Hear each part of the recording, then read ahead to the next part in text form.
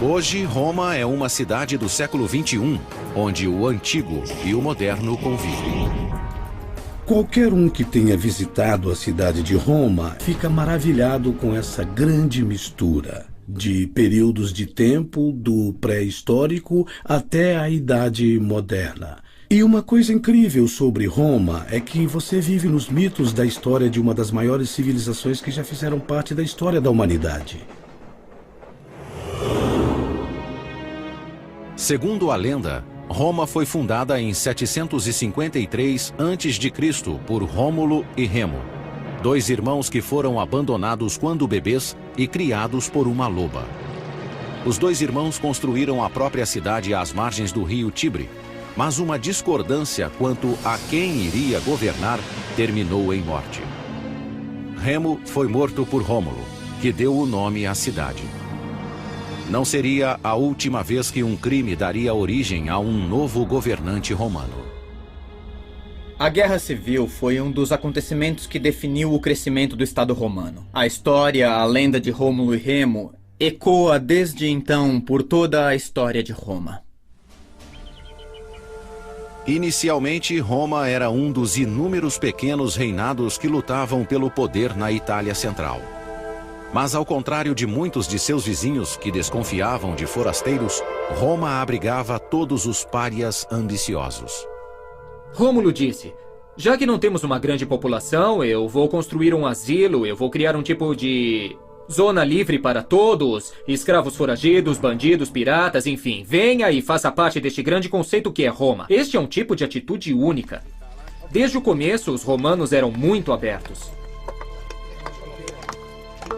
Essa abertura encorajou uma livre troca de ideias. Entre elas, teorias de engenharia importadas de outras culturas. Ao utilizar a tecnologia de vizinhos, como os etruscos, Roma expandiu e se tornou um poder regional.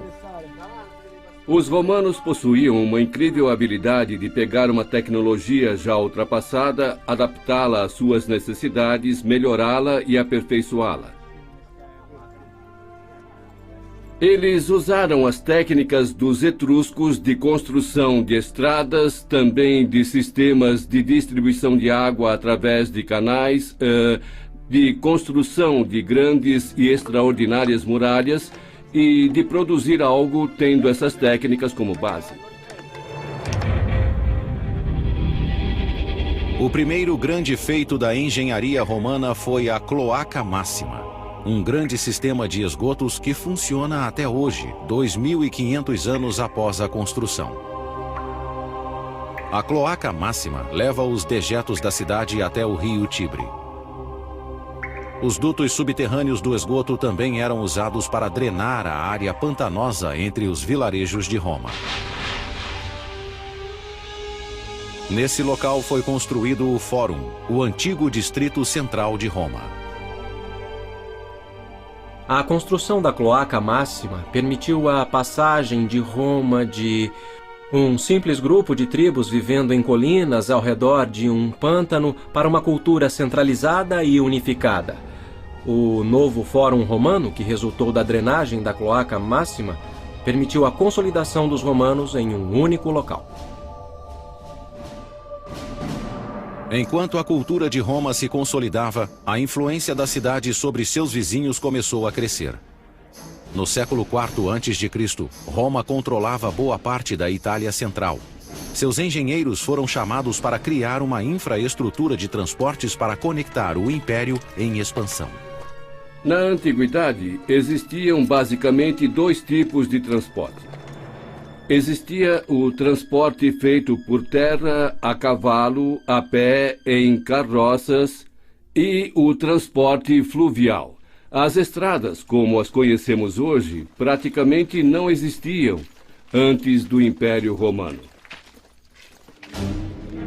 Tudo isso mudou em 312 a.C., quando foi construída a Via Ápia. A primeira autoestrada nacional romana se estendia por 212 quilômetros, da capital até a província de Campânia. Para traçar a rota mais curta e direta para a costa, engenheiros romanos usaram um instrumento especial de topografia. Os romanos utilizavam uma ferramenta chamada groma, uma haste vertical com uma cruz no topo. Usava-se essa cruz para alinhar 2 pontos.